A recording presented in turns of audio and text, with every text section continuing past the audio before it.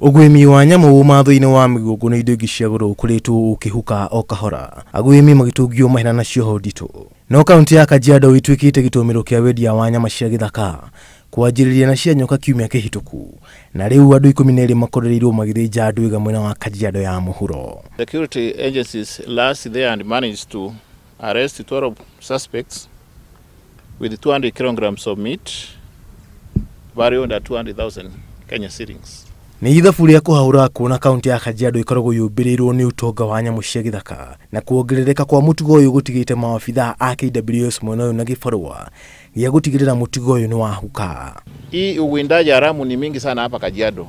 Karibu kila wiki tunapata ya kwamba kuna watu kama last weekend walikuwa wamepatikana na trophies ivory ambayo ilikuwa ni ivory. Wiki ingine kulikuwa na nyama ya poli, mliona swara walikuwa pia wameuliwa. Nyameno ya Ndwiga irari endio mene ya Kitengera na Nairobi. Na tigane maabitha a KWS aingi magirathagummia Ndwiga makiira ni ng'ombe. Watho wa Kenya ni ugiritie mundu kunyita kuraga na guthinja nyama ya githaka. Aya magitengenania nao ni KWS.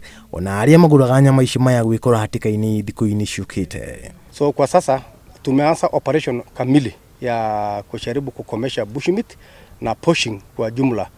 So hii ni tunasema ni manso tu kwa wale watu ambao wanaendelea na hii kazi, ni bahati yao mbaya. Ekwirwo ya 12 meukunyi goti-ini umuthi kuhingirwo thitango cia ugwimi utari na kihariro. Ngiribotera Nairobi TV John Carton Johi.